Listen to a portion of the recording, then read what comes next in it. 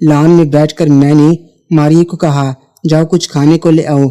मारिया जाने लगी तो मैंने कहा, अपना मोबाइल देना, मुझे नोट्स उतारने हैं, क्योंकि हमारे टीचर ने एक व्हाट्सएप ग्रुप बना रखा था जिसमें सारे नोट मिल जाते थे। मैं अपना मोबाइल नहीं लाती थी स्कूल, क्योंकि मैडम मना करती थी मोबाइल लाने को। मुझे पता था मारिया स्कूल में मोबाइल लाती थी चोरी छुपे। मारिया थोड़ा हिचकिचाती, फिर मोबाइल का पासवर्ड खोलकर व्हाट्सएप चलाकर मुझे दे दिया। खुद कैंटीन की तरफ चल दी। मैं मोबाइल में अभी नोट्स पढ़ी रही थी तो एक मैसेज आ गया। मेरी आदत नहीं थी मारिया के मैसेज पढ़ने की, पर जैसे मेरा ध्यान मैसेज भेजने वाले का नाम पर पड़ा तो इख्तियार मैसेज खोल लिया, क्योंकि वो मैसेज मेरे नाम से आया था। मैंने जब मैसेज खोला तब पता चला मारिया ने मेरे नाम से किसी लड़के का नंबर सेव किया था। कभी उसकी कॉल आए तो उसकी अम्मी को शक न पड़े। मैं बेख्याली में ऊपर स्क्रॉल किया तो तस्वीर देखकर मैं बुरी तरह चौंक गई। मारिया ने अपने लड़के को अपनी बुरहा तस्वीर भेजी थी। लड़के ने भी उसकी तस्वीर भेजी थी। मारिया ने अपने मैसेज में उसको लेने के लिए बेताबी का इजहार किया था। इन सब के अलावा और बहुत सी इंग्लिश तस्वीरें शामिल थीं। मैंने सामने से मारिया को आता देखा तो जल्दी से मोबाइल लॉक कर दिया। मारिया समोसे लेकर आई थी। मेरी उड़ी हुई रंगत देखकर उसको कुछ शक पड़ गया।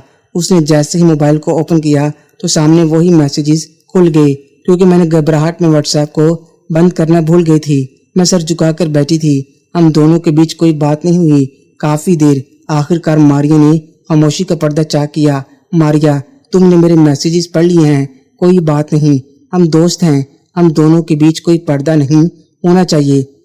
तुमने अपनी ऐसी तस्वीर क्यों उसको भेजी है? मारिया, यार ये सब चलता है, तुम शादी से पहले इस अनजान लड़के के साथ काम करना चाह रही हो। मारिया हंसते हुए, जान, काम भी इंसान की भूख की तरह एक जरूरत है। तुम कब से इस लड़के के साथ ये सब कर रही हो? मारिया, इसके साथ फर्स्ट टाइम है, पर इससे पहले 2 और लड़के थे जिनके साथ मेरा ताल्लुक था। अगर तुम्हारी अम्मी को पता चल गया तो मारिया, उनको कैसे पता चलेगा? तुम बस कोई भांडा न फोड़ देना, मैं नहीं बताऊंगी, पर तुम्हारे खून वाले कपड़े देखकर अम्मी समझ जाएंगी। मारिया हंसते हुए, पागल, खून क्यों निकलेगा? मेरा कौन सा पहली बार है? मेरे मुंह से अचानक निकल गया, पर मेरी अम्मी को तो पता चल गया था।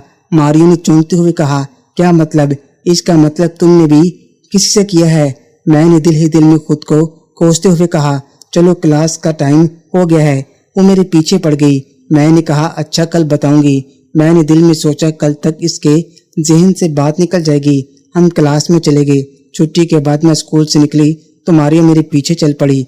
मैंने कहा, तुम्हारा घर इस साइड तो नहीं है? तो कहने लगी, मैं कुछ दूर तुम्हारे साथ चलूंगी। जब कुछ लड़कियों का रश कम हो जाएगा तो मैं अपने फ्रेंड की गाड़ी में बैठ जाऊंगी जो कुछ फासले पर खड़ी है। उसने हाथ के इशारे से मुझे ब्लैक कलर की गाड़ी दिखाई। मैं खामोशी से चल पड़ी। थोड़ी दूर चलने के बाद जब काफी रश कम हो गया तो मारिया ने फोन पर अपने फ्रेंड को कहा, गाड़ी ले आओ। गाड़ी हमारे नजदीक आकर रुकी। मारिया दरवाजा खोलकर अंदर बैठ गई। आओ, तुमको घर छोड़ देते हैं। नहीं, मैं चली जाऊंगी पैदल। मारिया, अच्छा चलो, जैसे तुम्हारी मर्जी। मारिया ने दरवाजा बंद कर दिया और गाड़ी चल पड़ी और मैं सोचों में घूम घर की तरफ चल पड़ी। घर पहुंचा तो पता चला गांव से मेरा कजन अरशद आया हुआ है। अरशद मेरे चचा का लड़का था।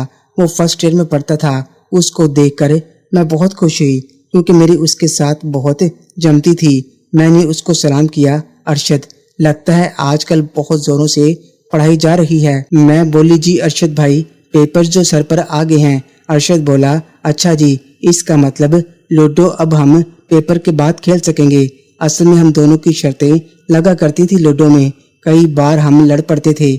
नहीं, ऐसी बात नहीं है, हम लूडो आज ही खेलेंगे। अरशद, इसका मतलब है तुमने तैयारी खूब कर ली है।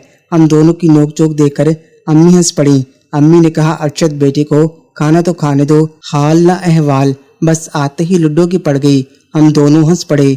मैंने कमरे में आकर यूनिफॉर्म तब्दील किया और अपने मोबाइल को उठाया।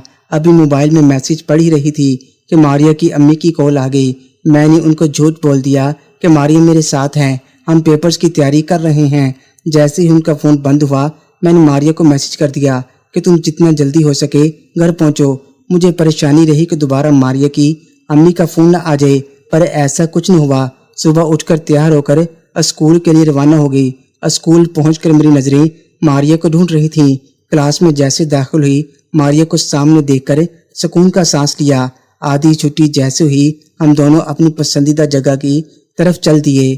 محترم ناظرین اور سامعین، اس کہانی کا بقیہ حصہ اگلی آنے والی ویڈیوز میں پیش کیا جائے گا۔ اگر آپ کو یہ ویڈیو یا کہانی اچھی لگے، ویڈیو کو لائک اور ہمارے چینل کو سبسکرائب ضرور کریں۔ شکریہ۔